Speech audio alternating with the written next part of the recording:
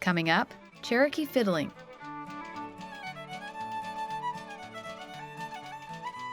The fiddle has it's got a unique sound, and there's something about the fiddle that it's a hard way to put it, but it kind of draws you. The mountain music that found a home in Indian Territory and a goal to preserve it for future generations.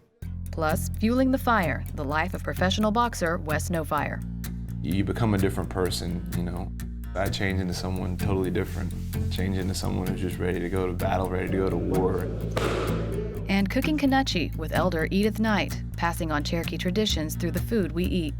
My mother taught me how to make Kanuchi and just about everything that I know how to do. If they like it half as good as I like making it and sharing it with them, I'm happy.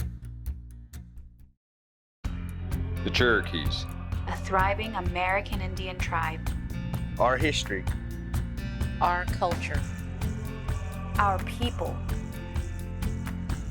Our future. The principles of a historic nation. Sewn into the fabric of a modern world. Hundreds of thousands strong. Learning. Growing. Succeeding. And steadfast. In the past, we have persevered through struggle. But the future is ours to write. Osiyo. Osiyo. Osiyo. These are the voices of the Cherokee people. Osiyo, I'm Principal Chief Bill John Baker. Welcome to the Cherokee Nation and OsiyoTV. This is how we share our culture, our heritage, our history, and our language with you. Wado. Osiyo, it's how we say hello in Cherokee.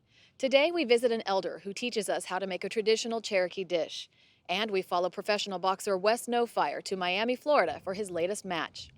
But first, Jerry Bigfeather teaches us how fiddling came to the Cherokee Nation and how he hopes to inspire future generations of musicians.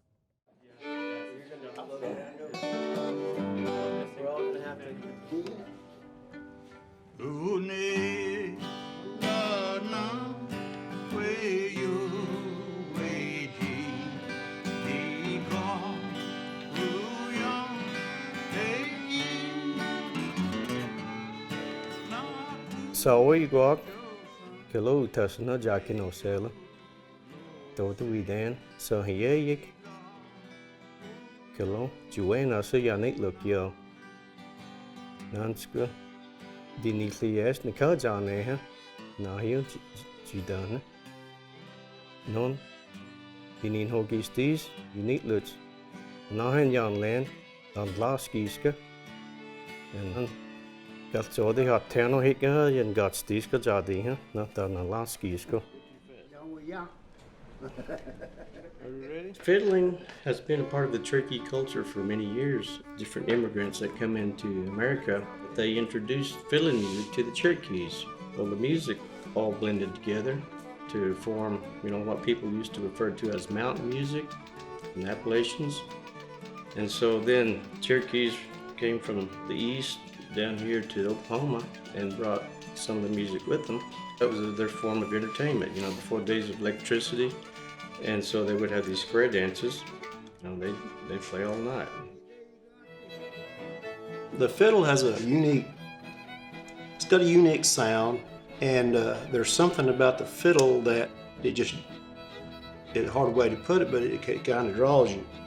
I knew that was my thing whenever I first heard my dad play. And that's when I first began to put a fiddle in my hands. The sound of the fiddle is just something in there, it grows on you. It's part of you. Whenever you play it, it strikes a note in yourself. Your whole being feels it. I don't know what it is about the fiddle, but it draws people. And if people like music, they'll like the fiddle. Yeah, it's a good pastime. I'd recommend it to anyone to take up fiddle or guitar and just learn to play music. I started playing fiddle when I was about 7 years old. My father would put this up on the attic, hide it, but I would get it out, play it.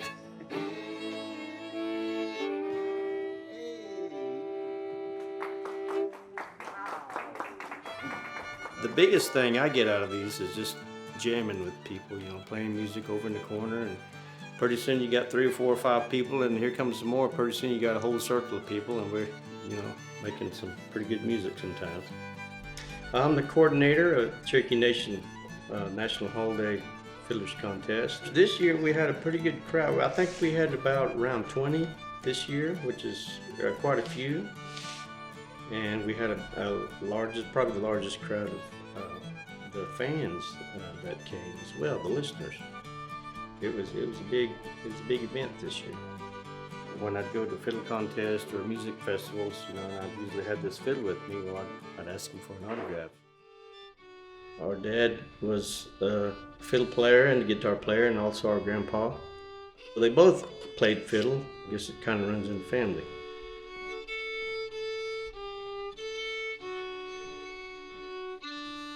Actually, our dad played guitar. We had a guitar around the house all the time. I didn't know he played fiddle until after he had passed away. He was a World War II.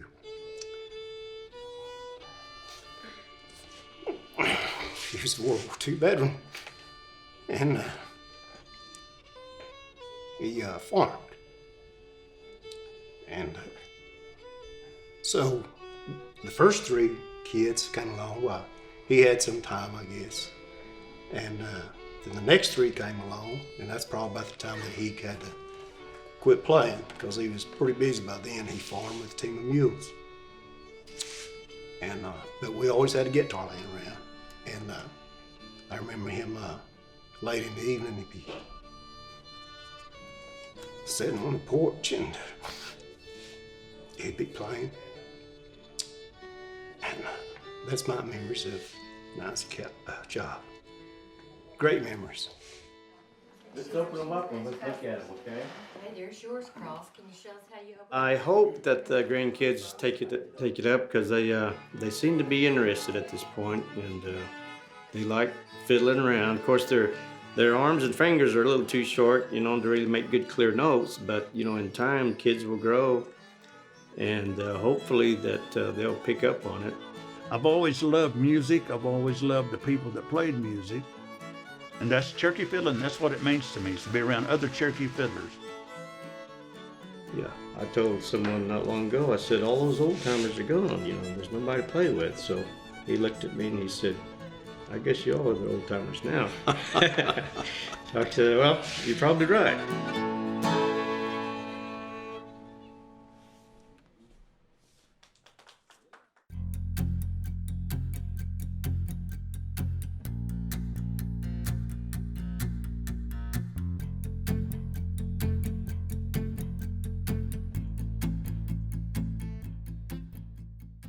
He travels the country as a professional boxer, but when the gloves come off, Cherokee Nation citizen Wes Nofire is a family man with deep Oklahoma roots.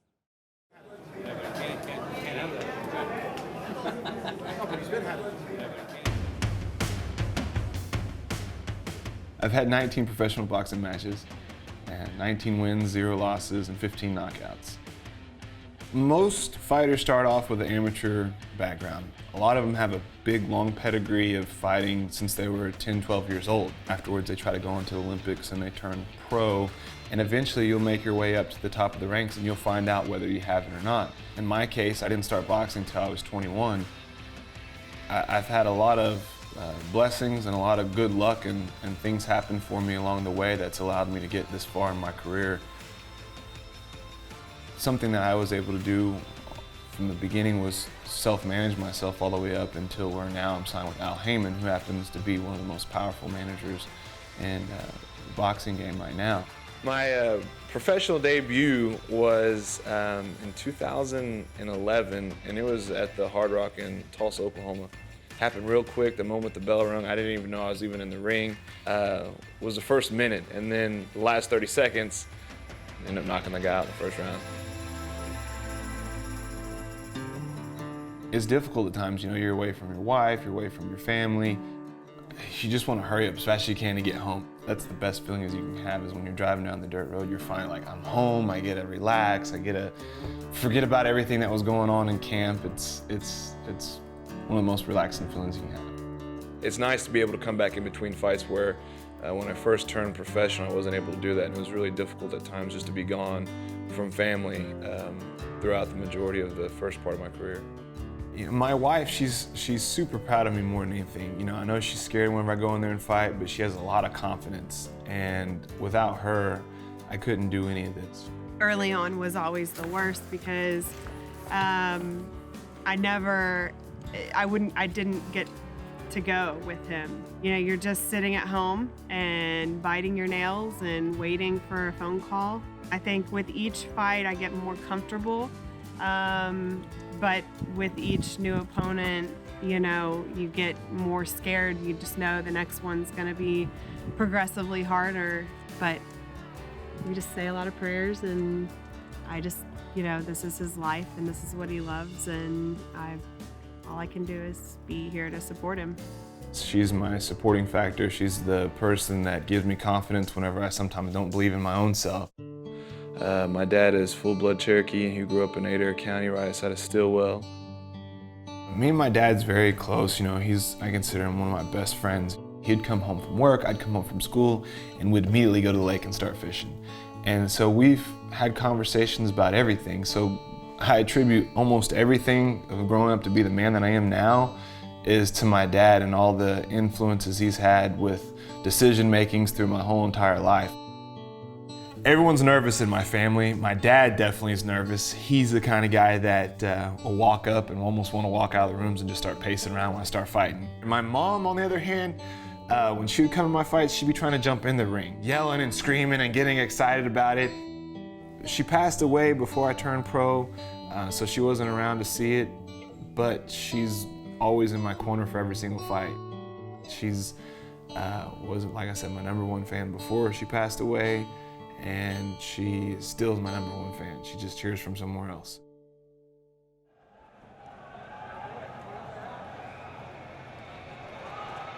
Leading up to the fight, your mind starts setting a different tone for your whole entire way you live. The whole week leading up to it, it's just, you become a different person, you know. I change into someone totally different. I change into someone who's just ready to go to battle, ready to go to war.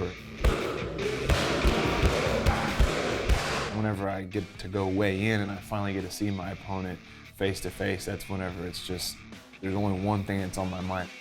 I have to see this guy and I have to fight. You're looking for any kind of motion in him that's something that you can pick on. You're finally getting to square off with the guy. You're getting to size him up, okay? I'm gonna know where he's at. I'm gonna know how high to throw my punches. On the other hand, you're being sized up. But of course, come fight night, it just all goes out the window. You're gonna see what really someone has whenever it's fight night. I've had naysayers my whole entire life. Whenever I started boxing, people, even as an amateur, was just like, you can't be you're too little, you know, you're too skinny. Even this last fight, a lot of people think that I was too much of a step up. I was fighting a guy who had a good record. He had 300 amateur fights. He was a junior world champion amateur fighter. They thought he was gonna be too much for me to step up, and I stepped up to the challenge, didn't believe anything they said, and proved everybody wrong.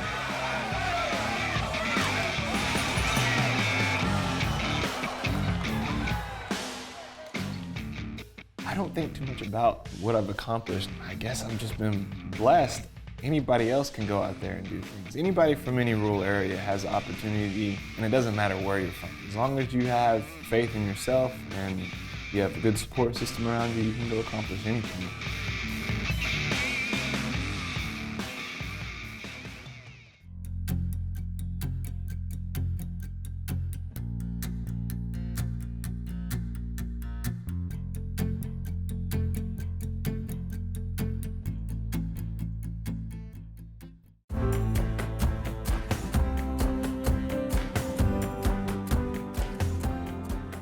By 1835, Cherokees had been negotiating with the federal government for years, even going to the Supreme Court, trying to protect their fertile, resource-rich homelands in the southeastern U.S. But on December 29, 1835, an unauthorized faction of Cherokees signed this infamous document, the Treaty of New Echota. The treaty ceded all Cherokee lands east of the Mississippi River to the United States in exchange for lands out west and $5 million, which wasn't paid until the 1900s.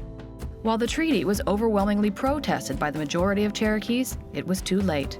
Our tribal members were removed from their homes and forced to move to Indian Territory on what's been named the Trail of Tears.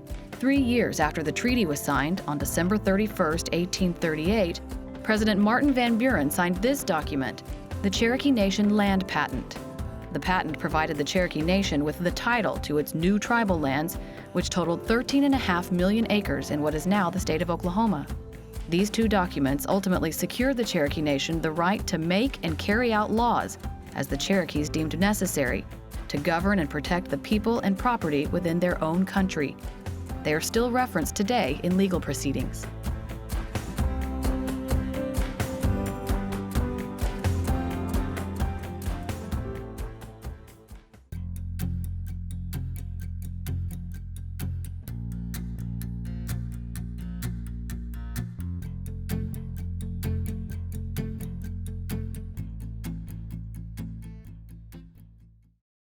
Jalagi iniwonihi. Let's talk Cherokee. January. Unola Tana. Unola Tana. It is winter in January. Gola no. Ke soi. Unola Tani. Katla'i. Gola no. Ke soi. Unola Tani. Katla'i. Bear. Yona. Yona. The bear took a nap. Yona. Flaga. Gaslana. Yona. Klaga. Gaslana. Snow. Unchi. Unchi. It is snowing outside. Gutia. Doya ditla. Gutia. Doya ditla.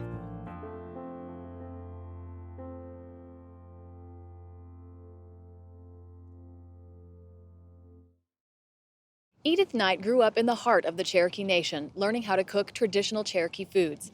Today, she shares some of that knowledge and her recipe for Kanuchi, trying to keep some of the tastiest Cherokee traditions alive.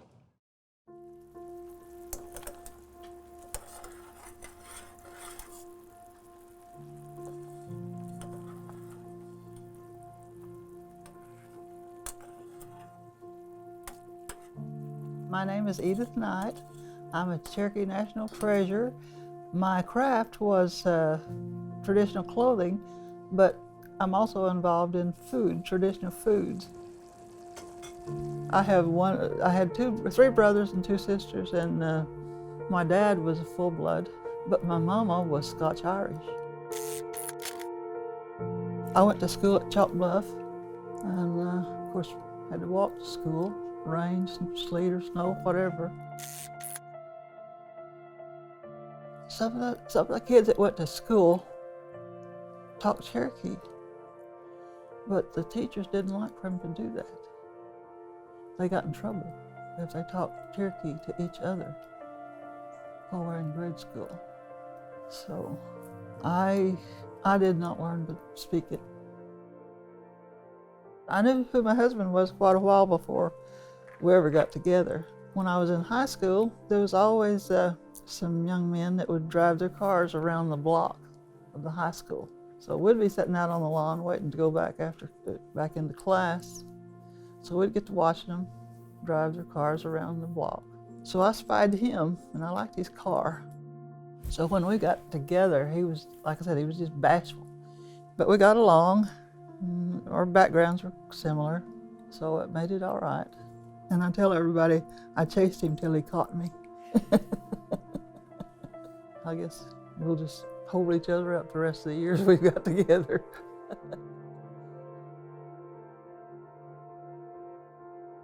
My mama always made my clothes. She would take the clothing that we outgrew and she'd make it into a quilt top. But that made me like to sew. I guess that's where I got the liking to sew, was to watch her. I didn't start traditional clothing until my grandchildren come along, the tear dresses. And I made a few shawls. They wanted to be in the little Mr. and Miss Cherokee contest, so I just learned how to make their clothes. As my mother would be cooking, well, I would have my little nose up there to see what she was doing. My mother taught me how to make Kanuchi and just about everything that I know how to do. Kanuchi is hickory nuts and rice cooked together. When the hickory nuts are ready to harvest, they will fall, and it's usually along about October, last of October, when they start falling. And a lot of them will fall with this outer hull, but when they hit the ground, they'll burst open and you can just pick them up. And from here, we crack them into a smaller piece, and then they're ready to grind in the canon. This is called a canon. This block is called a canon.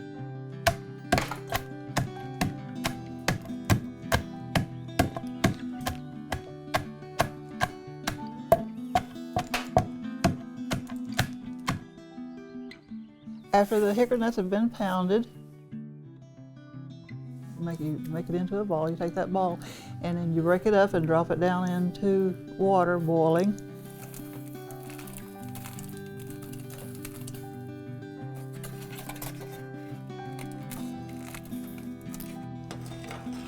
Cook it at least 10 minutes to get rid of all the bacteria.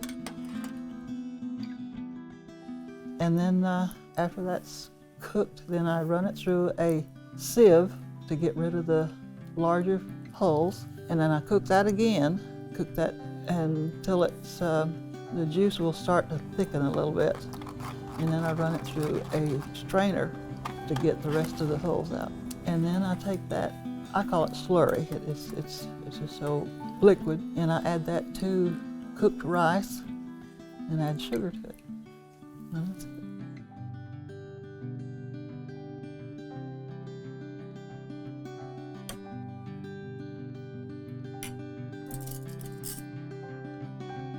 That's top of my world. I like to see people eat. I like for them to enjoy what they're eating. If they like it half as good as I like making it and sharing it with them, I'm happy.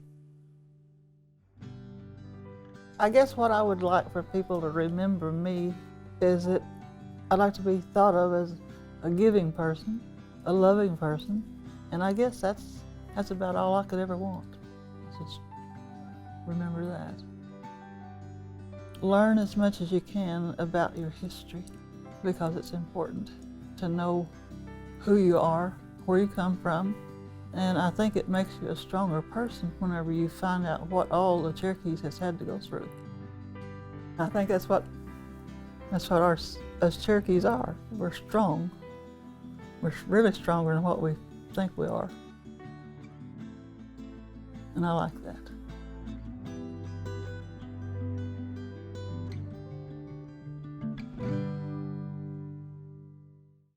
We hope you enjoyed our show, and remember, you can always watch entire episodes and share your favorite stories online at Osiyo.tv. There is no Cherokee word for goodbye. We say, Donadagwa ha'e, wado. With breathtaking views along the scenic Illinois River, the excitement of a traditional game of stickball, and the vibrant history and culture of the largest Native American tribe in the United States, Cherokee Passport is your all-access pass to adventure. It's your turn to explore the 66,000 acres that make up Cherokee Nation. From the natural beauty of our lakes and rivers to engaging cultural attractions, there is history and beauty around every corner. The Cherokee National Supreme Court Museum. It's the oldest government building in the state of Oklahoma, built in 1844, not long after the Cherokees' forced removal into Indian Territory. Along with the Cherokee National Supreme Court, this historic building housed the printing press of the Cherokee Advocate, the first newspaper in Oklahoma. Today, visitors to the museum learn about the early establishment of Cherokee governance and see firsthand how Oklahoma's oldest newspaper was created. The Cherokee National Prison Museum. Built in 1875, the Cherokee National Prison Museum offers visitors a glimpse into the unique history of Indian Territory. During the tumultuous years of 1875 to 1901, this was the only prison in all of Indian Territory. Today, visitors to the museum learn about infamous outlaws, the wrongfully accused, and can view a replicated 19th century jail cell. The John Ross Museum and Ross Cemetery. The John Ross Museum highlights the life of John Ross, perhaps the most well-known principal chief of the Cherokee Nation. The museum houses exhibits on the Trail of Tears, the Civil War, the Cherokee Golden Age, and about Cherokee Nation's passion for the education of its people since time immemorial. Next to the museum, the historic Ross Cemetery, the burial place of Principal Chief John Ross and his family, numerous high-ranking leaders of the Cherokee Nation, and several survivors of the Trail of Tears. Sequoia's Cabin Museum. Located in Sallisaw, Oklahoma, Sequoia's Cabin Museum was renovated by Cherokee Nation in 2017. Renowned Cherokee statesman and inventor of the Cherokee syllabary, Sequoia built this one-room log cabin in 1829. Surrounded by a lush 10-acre park, visitors to the museum will find relics and documents associated with Sequoia's life and learn more about the revolutionary Cherokee syllabary. The Cherokee Heritage Center. Built in 1967, the Cherokee Heritage Center includes the Cherokee National Museum, where visitors learn the tribe's history from our original homelands in the southeastern United States to present-day Oklahoma. Visitors can also take a living history tour through Dilligwa, a traditional Cherokee village set in the year 1710. Also on site, Adams Corner Rural Village, the Cherokee Family Research Center, Cherokee National Archives, and a gift shop. Ready to discover the Cherokee Nation for yourself? Learn more about the Cherokee Passport at visitcherokeenation.com and receive admission to 5 Cherokee Nation museums and more.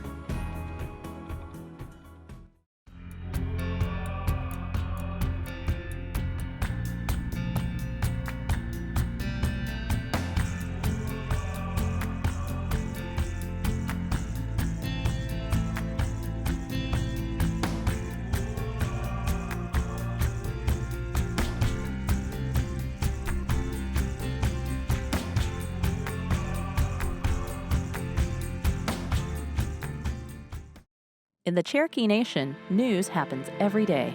Cherokee Nation's economic impact on the state of Oklahoma now exceeds $2 billion. The dollars that are generated here are creating jobs. It benefits everyone. Creating headlines. The new 469,000 square foot health facility is the result of the largest joint venture agreement ever. For the people of the Cherokee Nation, and will impact them for generations to come. Creating opportunities. Cherokee Nation employees can now take 8 weeks of paid maternity leave. We have lots of young mothers and young families, and this is something that's very exciting. This year, the tribe awarded $5 million to superintendents from about 100 public school districts. When it comes to education, we're all in it together. Creating a better place to call home. The Wilma P. Mankeller Health Center in Stillwell, Oklahoma, nearly doubled in size. That this absolutely will make a tremendous impact on the quality of life. That's going to provide more jobs. For more Cherokee Nation news, visit onadiskoe.com.